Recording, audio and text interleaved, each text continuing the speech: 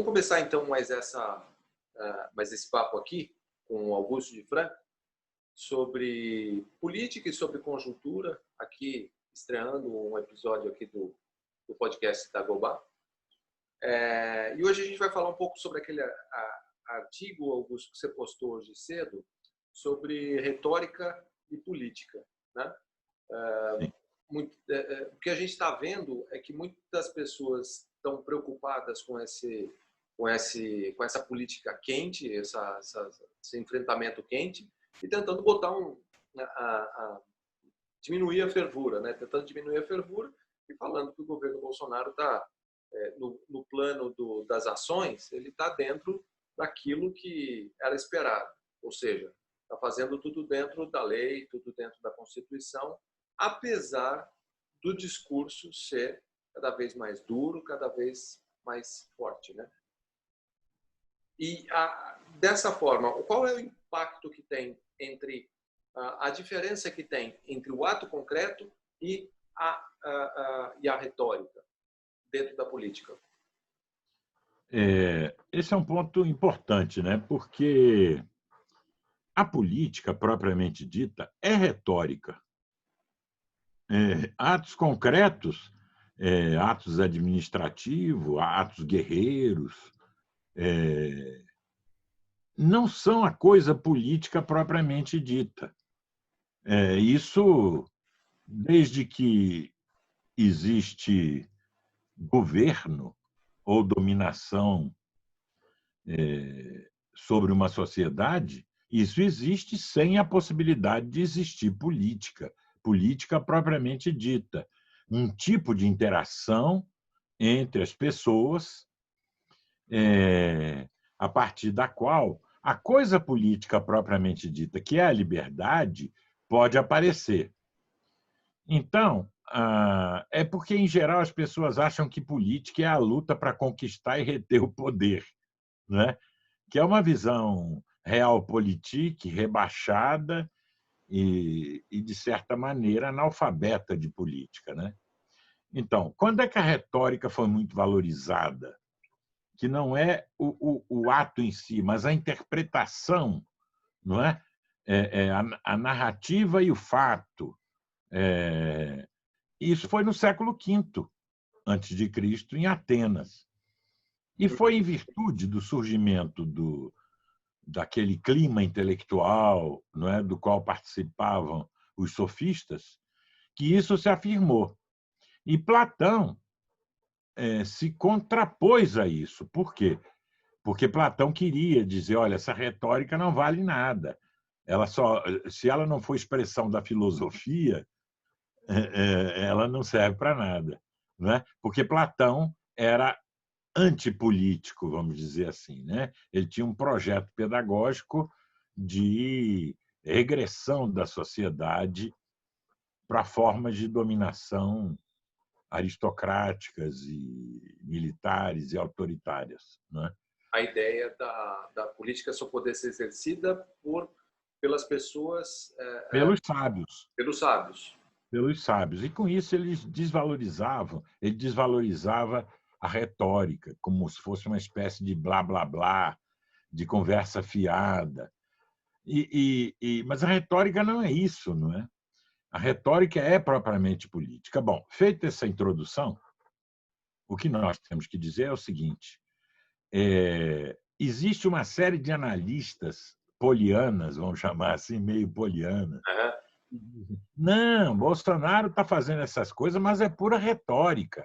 Ele, na verdade, ele não está violando as leis, o Estado democrático de direito. Ele não fechou ainda o Supremo Tribunal com um cabo e um soldado, não pôs tanques na porta lá do Congresso, não prendeu os parlamentares, não fechou os órgãos de imprensa.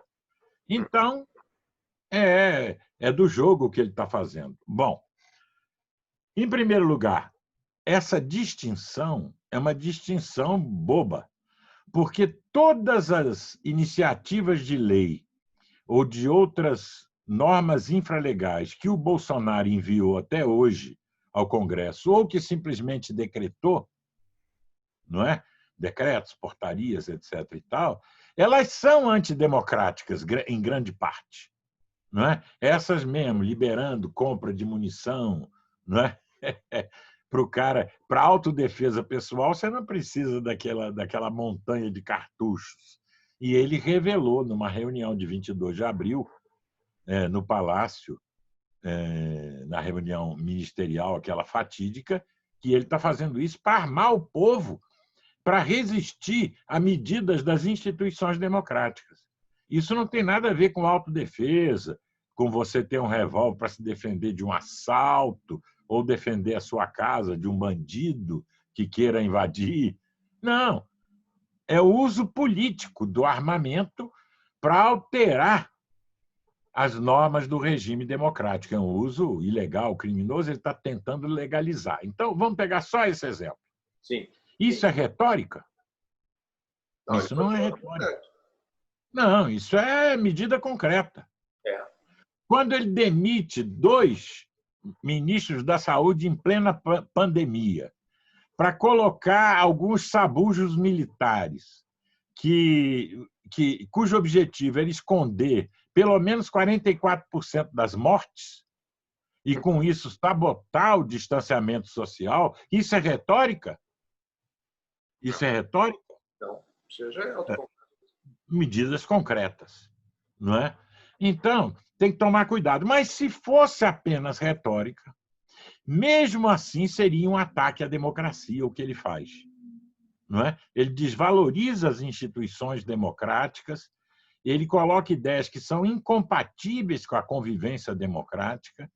Então, mesmo se não tivesse medida nenhuma, Bolsonaro está atacando a democracia. Os militares que com ele estão atacando a democracia. Estão inventando teses, interpretações constitucionais absurdas, como a de que as Forças Armadas seriam um poder moderador e de que ele é o comandante das Forças Armadas, logo ele pode mandar as Forças Armadas intervir quando achar que alguma coisa não está certa, não é? Com um julgamento injusto ou político.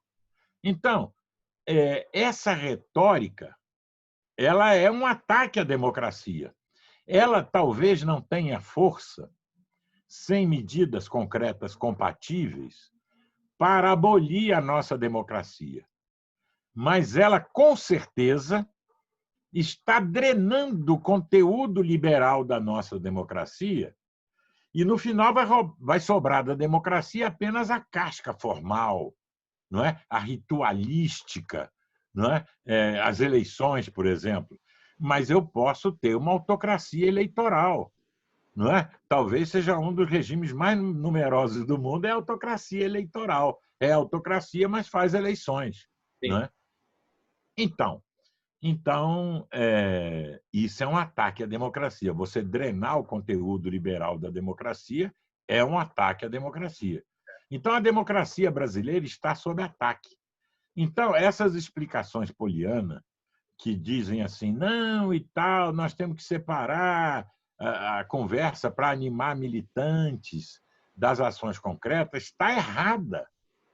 O Bolsonaro ele faz uma live e diz assim: vocês devem ir aí no hospital de campanha, invadir o hospital, tirar fotos para comprovar que os leitos estão vazios e que está havendo desperdício de recursos.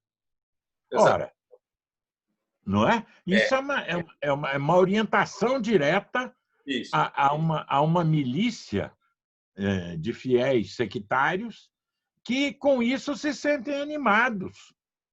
Isso é retórica que acaba virando um ato que não é executado pelo governo federal, que acaba drenando a democracia, porque aumenta, claro, diminui a confiança entre as pessoas, né? Claro. Vai aumentar a suspeita de que pode existir alguma coisa que está errada e alguém alimentar uma teoria da conspiração que vai fazer com que, no final, a democracia fique essa casca, né? Fique a democracia formal, mas não tem algo funcionando mesmo, né? É incrível isso, porque desde o primeiro dia da pandemia, Bolsonaro vem sabotando, e aí não só por palavras, mas também por gestos. Né? Ele sai, ele sem máscara, dá a mão para as pessoas, limpa o nariz, fala quase todo dia que o distanciamento social vai arruinar o povo, vai matar de fome a população. Então, parte da população ouve o presidente da República falar isso e se insubordina contra o distanciamento social. E, com isso, infecta mais pessoas e causa mais mortes.